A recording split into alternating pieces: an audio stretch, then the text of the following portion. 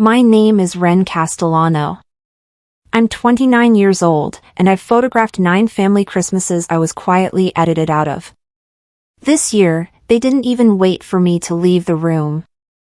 They took the photo while I was still in the kitchen rinsing wine glasses, and I found out from the group chat, 17 faces in matching red flannel, captioned "Our whole family, together at last."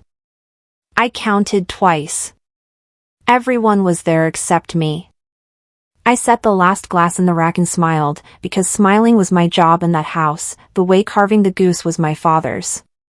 But that same night, a message from a stranger with a garden for a profile picture was about to crack my whole family open like a walnut, and what she told me at 11:40 that night, my own mother had spent 29 years burying in a filing cabinet with a lock on it. Welcome to Hidden Chapters, where quiet women stop asking for a seat at the table and start building their own. If a story like this speaks to you, drop a comment telling me where you're watching from, and subscribe, because you're going to want to see what was inside that filing cabinet. Christmas at my parents' house runs on a schedule nobody hands me in writing. I arrived at 11 with a pie and found the whole family already posed on the good rug in front of the tree, my mother's china displayed behind them like a backdrop. My sister Camille was holding the photographer's card. "Oh, you're here. Perfect timing, the light was getting weird anyway," she said, which was her way of saying it was already done. You're probably wondering why a grown woman keeps showing up to be cropped out of her own family. Here's the honest answer. My grandfather, Desmond, has late-stage Parkinson's, and I'm the only one in this family with any medical background. I manage his physical therapy schedule, his neurologist, his falls. You don't get to quit people who need your hands, even when they only invite the rest of you at 11. So I did what I always did. I refilled glasses. I carved the goose when my father's hands shook too badly to hold the knife straight. I apologized to my aunt for a draft I didn't cause. By 9 that night I was home in my apartment across town, scrubbing a roasting pan, when the photo posted. I stared at it longer than I should have, and I was about to close the app when a comment appeared underneath it from an account with a photo of a rose garden. The comment said, "Where's the little one from the accident?" I read it twice. My hands went cold on the counter. I had no idea what it meant, but some part of me, underneath language, already did. I refreshed the page. The comment was gone. I refreshed again, and the whole post was gone. 17 red flannel people vanished. I checked the timestamp. Comment to deletion, 30 seconds. 30 seconds, on a Tuesday night, which meant somebody in that house had been watching that post the way you watch a monitor in an ICU. I called my mother, because pretending not to notice things has never been a skill I've had. "Sweet of you to call," she said, in the voice she uses on telemarketers. I asked, as light as I could manage, why Camille had taken the photo down. There was a pause with furniture in it, a chair scraping, a door easing shut somewhere behind her. "The lighting was unflattering to your grandfather," she said. My mother has explained away 30 years of things with lighting. I told her someone had commented something strange, something about an accident. The silence that came back was a different silence. Load-bearing. When she finally spoke, her voice dropped into a register I'd heard maybe twice before in my life, both times at funerals. "Some pictures aren't for everyone, sweetheart." Then she said goodnight and hung up, and I stood in my kitchen holding a dish towel like it owed me an explanation. Here's what I knew about my mother, Adele Castellano. She keeps her recipe cards alphabetized. She irons napkins. She has never once, in my memory, moved fast. People like that don't delete a photograph in 30 seconds unless something is chasing them. Before I tell you what came through my phone at 11:40 that night, let me ask you something. If your family has ever deleted something faster than they've ever moved for you, tell me about it in the comments, because I read every one. And if you're new here, hit subscribe, because you're going to want to know what that stranger sent me next. At 11:47, a message request came in from a woman named Marguerite Voss. No mutual friends. A rose garden for a profile photo. I almost deleted it. Then I read it, and the kitchen got very quiet. I was your delivery nurse 30 years ago. Your parents told everyone the baby they lost that year was you. I just saw your face on your sister's post. I have something you need to see. I read it 5 times, standing barefoot on cold tile. I work as a large animal vet tech, which means I've had a lot of practice keeping my hands steady while bad news lands, and that training kicked in before the fear did. I checked her profile the way I check a chart. Marguerite Voss, retired labor and delivery nurse, 41 years at St. Aldrich's Regional, 9 years of a garden account, tomatoes and grandchildren. Nobody builds a 9-year garden account to run a scam. One mutual connection, Dr. Okafor, a large animal vet I trained under, a man who doesn't add strangers. So she was real, which made the words so much worse. I did spend time at St. Aldrich's when I was 7, a car accident, my father's old sedan T-boned at an intersection, 3 weeks in recovery, most of it a blur of ceiling tiles and a stuffed rabbit somebody had left on the windowsill. For years around our church, that's what I'd been. Not Wren who made honor roll. Not Wren who became a vet tech. The little one from the accident. I thought that chapter had closed a long time ago. Apparently, somebody had just found a page I was never allowed to read. I didn't sleep. I lay in bed running inventory on the year I was 7, holding each memory up to the light. 3 weeks at St. Aldrich's, 40 minutes from our town. My mother visiting during hours only, camera bag always over her shoulder, never once taken out. I'd asked her to photograph me and the rabbit because I was 7 and desperate to be documented. She'd looked at me like I'd asked her to shoplift. We don't photograph sickness, Wren. I'd filed it with her other laws, no elbows on the table, no singing at dinner. Lying there at 3 in the morning, a different memory surfaced. A night my fever spiked, voices outside the door, low and furious, my mother's voice and a stranger's, one word rising over and over like a splinter working its way out. Paperwork. Paperwork. I'd always assumed insurance. Now I got up, turned on every light in the apartment, and pulled the one shoebox of family photos I'd taken when I moved out at 22. Camille as a newborn, dozens of pictures, hospital bracelet, red-faced, adored. Me? The earliest photograph that exists of me shows a toddler already steady on her feet at a cousin's birthday party. There is no photograph of me as an infant.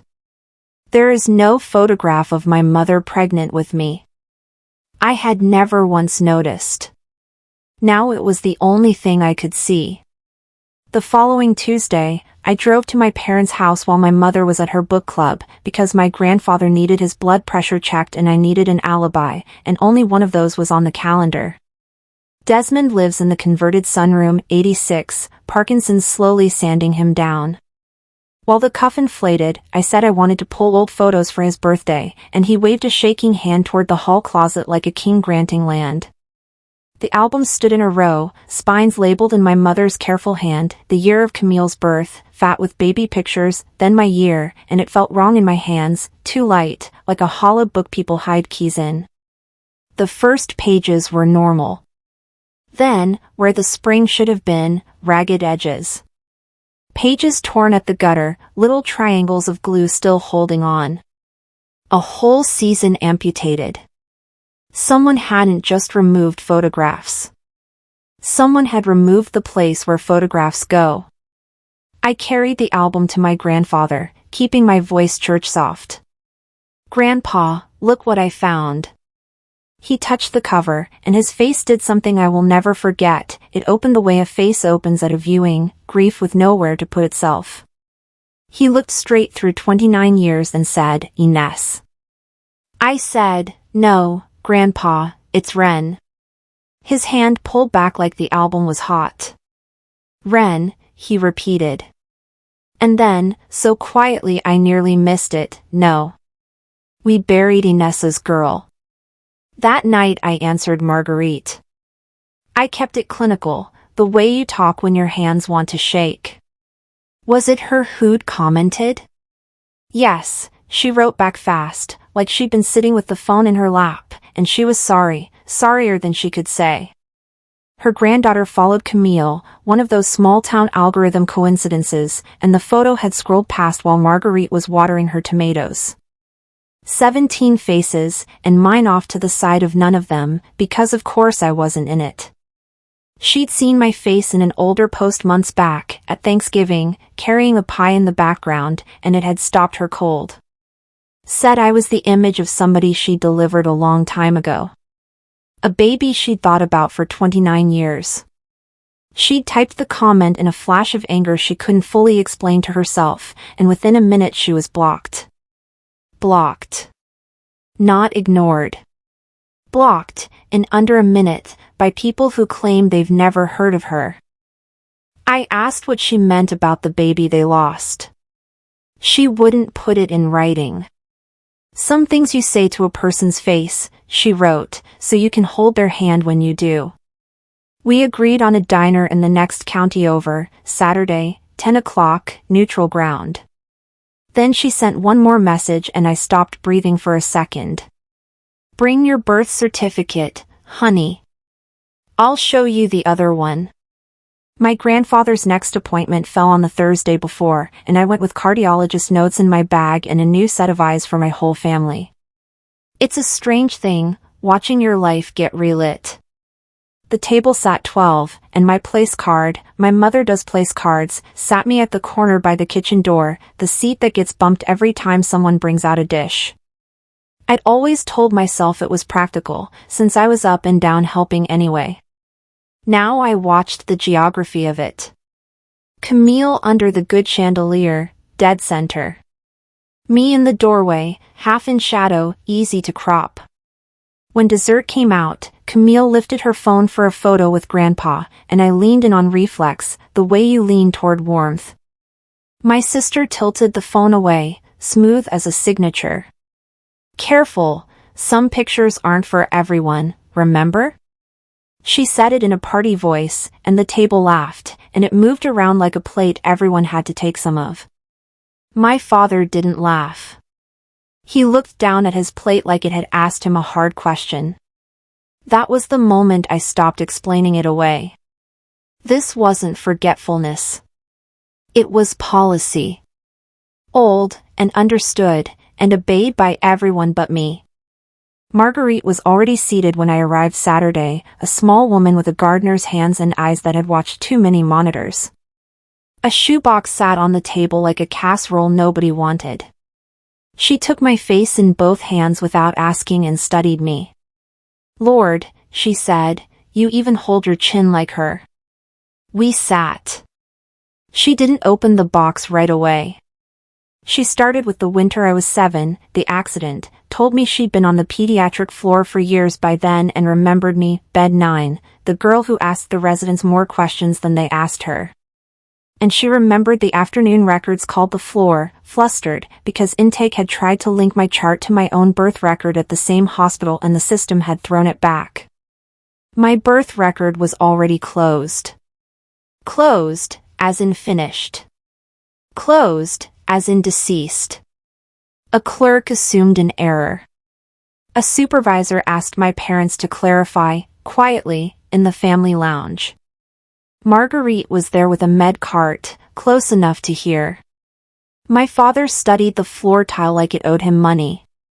My mother said their first daughter had died at birth, and that I was a relative's child they'd taken in. Then Marguerite opened the shoebox.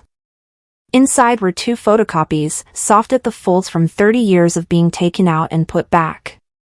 A fetal death record, St. Aldrich's, baby girl Castellano, dated in March, mother Adele Castellano, disposition typed clean, buried, St. Aldrich's Parish, Infant Row. I did the math I didn't want to do. That March sat 3 weeks shy of the birthday I'd celebrated my whole life. The hospital had you dead, Marguerite said gently, and there you were on the ward asking my students about dosage math. The second photocopy was a page from the maternity log that same spring. A 16-year-old patient, initials IC, admitted, delivered a healthy girl, discharged 3 days later. In the column for the infant, discharged to family. After the day in the lounge, I went looking, Marguerite said. I made these copies the week I retired. A person shouldn't carry a thing like this alone. I drove home and gave myself 3 days before I could sit across from my mother without my voice shaking. When I did, I brought a casserole and a plan, not the photocopies you don't open with your whole hand. I waited until we were drying dishes, her hands busy, her guard resting, and mentioned the torn album and that Grandpa kept calling me Inez. The dish towel in her hand stopped. 2 seconds. When she moved again, it was all administration, cupboard open, glass away, cupboard shut. Inez was your grandfather's mistake, not mine, she said, each word placed like a place card. She left before you could walk. Some people are a lesson, Wren, not a relative. I asked what the lesson was.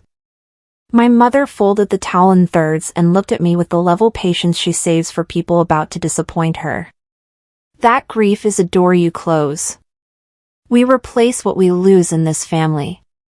We don't drown in it. She patted my arm like a form being stamped and offered me decaf.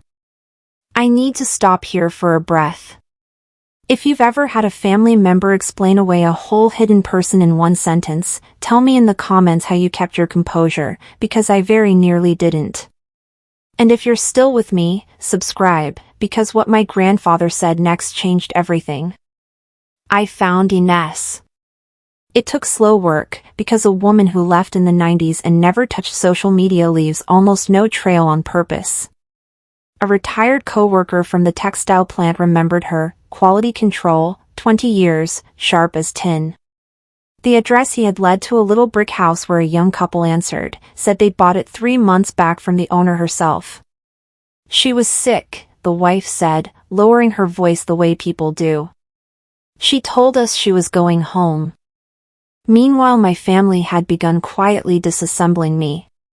A voicemail from Grandpa's neurologist saying future scheduling would run through Camille now, per the family's request. The lock on the storage shed where the albums lived changed, nobody mentioning it.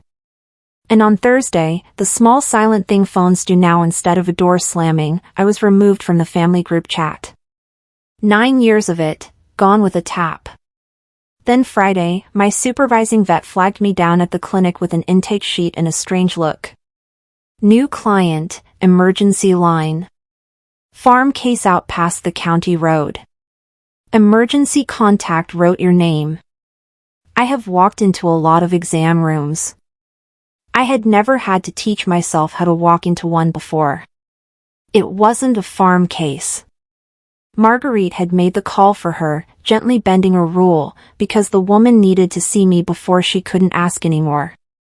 Inez was staying in a hospice room across the county, thin the way the disease makes people thin, pancreatic, stage 4. But her eyes, when they found me, were my eyes. You have his hands, she said. Grandpa's. He could fix anything with those hands, except his own nerve. I sat down beside the bed before anyone could vote on it. She had a newspaper clipping in her nightstand, soft from handling, my vet tech certification, my name with a small pencil star beside it. She'd been to the ceremony, last row, gone before the lights came up.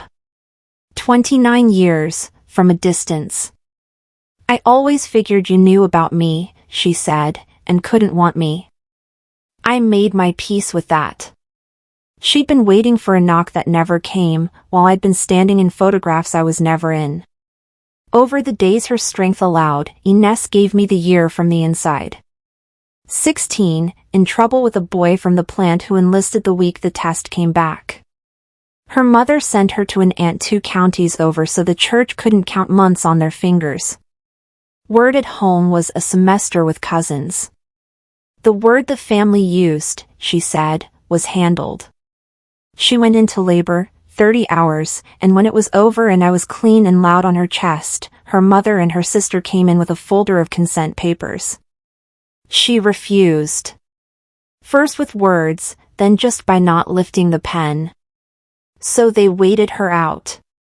30 hours, no sleep, 16 years old, raised her whole life to obey those two particular faces. Nobody forged anything. They didn't have to, she said. They just outlasted me. 3 days later she was discharged alone, and the line on the chart said discharged to family, and the family it meant wasn't her. My father came to the hospice on a Tuesday, unannounced, cap in both hands. He told me the rest in the hallway, out of view of the room. In March, they'd buried a daughter, his and my mother's, Phoebe, from complications at birth. And 1 day later, he'd come home from work to find the nursery emptied, crib broken down, wallpaper border scraped off, every onesie boxed up and gone to the church donation bin. My grandfather had done it while they were at work, his kind of kindness. My father found my mother on the nursery floor, and he found my grandfather in the doorway with his arms folded, and heard him say the sentence that ran the rest of all their lives, "You don't cry over what you can replace." 6 weeks later, Ines came home with a bundle and left without it. "Your mother was somebody else before," my father said, his voice coming apart in the middle. I watched her turn to stone right in front of me, and I told myself keeping the peace was a kind of love. I was 30 years wrong. I asked Ines the question I'd been circling for days. "Why didn't you ever come back?" She had me open her nightstand drawer, and inside, folded in tissue, was a quilt. Small squares, careful borders, 28 finished rows and a 29th half done, needles still parked in it. She told me she had come back once, the winter I was 7, when word reached her that Adele's girl was in the hospital and it was bad. She'd driven straight there in her work shirt, gotten as far as the hallway outside my room before there was shouting. Paperwork, the stranger's voice, the splinter word from my oldest fever memory. That was her. My mother leaned in close so the nurses wouldn't hear and told her she died with me the day she signed. Ines drove back that night and never tried again. "But I sang to you first," she said, through the crack in the door, while your monitor beeped. I'd carried that voice for 22 years, filed under fever dream. It had a face now. Easter that year, my mother had begun quietly planning the annual photo, and Marguerite's comment had already been screenshotted around the church group, wedged between a bake sale and a prayer request. A woman at the hardware store had asked my mother, sweet as anything, whether everything was all right, and wasn't it funny Wren was never in the pictures. My mother said everything was wonderful. Camille lost a sponsorship deal, which in her economy was a small house fire. And the Castellanos did what Castellanos do, they scheduled a photograph. I learned this in the hospice parking lot on a Monday, my mother's sedan pulling in at the far end, clean as a courtroom. She didn't come inside. She didn't ask about her own sister dying 80 feet away. She stood by her car in her good coat and said, without preamble, "The reunion photo is in 2 weeks. You'll be in it this year." I waited for more. There wasn't more. No apology, no question. Just a slot opening. 29 years I'd waited to be asked into that frame, and here it was, handed over in a parking lot like a work schedule. "I'll check my hours," I said. She looked at me the way you look at whether that might turn, and drove off. The photograph I'd begged for my whole life, issued to me like a prop. The morning of the reunion, a dress hung on my doorknob, dropped off while I slept, exactly my size. My mother knows my measurements by heart, my coffee order, my shoe size. Knowing is not loving. Inventory is not love. I put it on anyway, because part of me was still 7 years old and wanted the picture. Then the phone rang. Hospice, the careful voice we're all trained to use. Ines had slipped in the night. Unresponsive intervals now. Hours, maybe less. I stood there in the dress with my heart doing arithmetic, and the phone buzzed again. Camille, group energy even in text, photographer at 10, don't be late, mom says front and center this year, this fixes everything. This fixes everything. There it was. The family theology, complete in one line. I got in the car anyway, because 29 years of training doesn't die quietly, and I drove toward my parents' house. The backyard had been staged, white chairs in rows, garland on the fence, a photographer adjusting a reflector. My mother saw me and something crossed her face I had never once seen there, relief. She crossed the lawn and steered me to the center of the arrangement. Front and center, she said, where everyone can see you. The exact coordinates of my exile, reversed and reissued as a favor. I stood where she put me while Camille smoothed my collar. My father stood at the end of the row, the only one who couldn't meet my eyes. The photographer raised the camera. Everybody hold. And through the lens, I finally saw the picture from the outside. This one wasn't for me. It never had been. I heard my own voice come out steady, the register I use with frightened animals. There's somewhere I need to be. The yard went quiet. My mother turned, slow as stone turning. I stepped out of the row. She caught me at the gate, fingers around my wrist, voice low so the photographer wouldn't hear, because even now, the audience mattered. You walk out of here to that woman, and you are not my daughter. There it was, laid flat between us at last. I looked at her hand on my wrist and didn't pull away. I know, I said. That's the first honest thing you've ever said to me. Her grip loosened. I found her, Mom. I know nobody let you cry for the daughter you lost either. Not Grandpa, not the church, not one single day. And I've spent my whole life sorry for it in a language nobody taught me.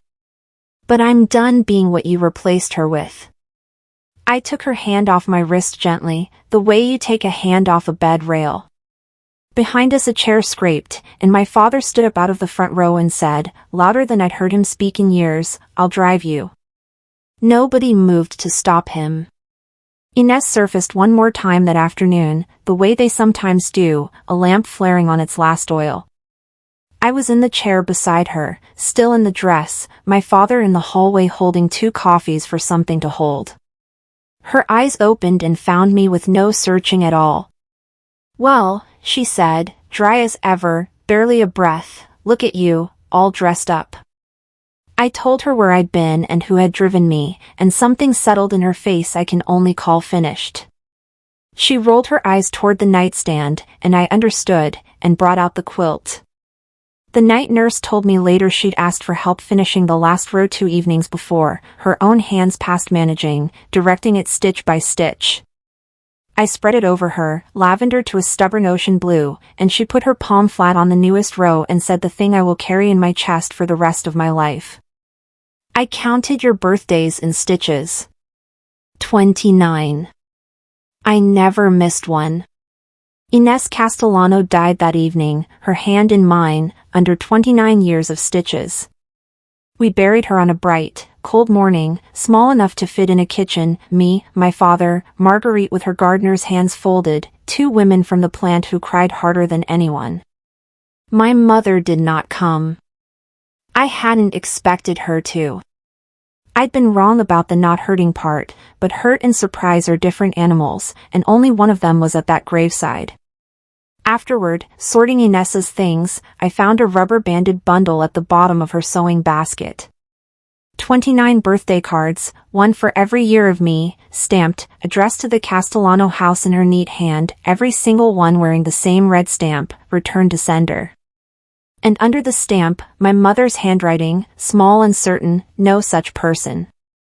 I sat on the floor and held 29 birthdays that had tried to reach me and been turned back at the border, every one of them mailed, every one refused, every one kept. She'd saved them all, sealed, so that someday I would know I had been written to. Here's what the aftermath actually looked like, because nobody hands down a verdict in real life. I filed a simple name addition at the county clerk's office. Wren Castellano became Wren Ines Castellano. I kept Castellano. My father earned his syllable back, showing up every Thursday now with his toolbox, fixing hinges that were never broken, and we drink coffee and talk about torque, and sometimes about Ines, and both conversations are love. My mother sends administrative signals across the distance, a forwarded coupon, a birthday text on the wrong date. I answer politely. I do not correct the date. Some corrections you only file with yourself. This past spring, 1 year on, I put fresh flowers on a small granite stone in the infant row for the first time in 29 years, and I told her the truth, that she deserved somebody to cry for her, so I'd do it for both of my mothers. If my mother has noticed who leaves them, she's never said. My office wall has a quilt on it where a diploma is supposed to go, 29 rows deep. If I've learned anything worth passing down the row, it's this: family isn't the people who put you in the picture. It's the people who never needed a photograph to prove you were there. If this story stayed with you, share it with somebody who's still standing outside the frame waiting to be asked in, and if you believe love should never have to be earned, subscribe to Hidden Chapters, because there's another quiet woman finding her voice here next week, and she might sound a little bit like you.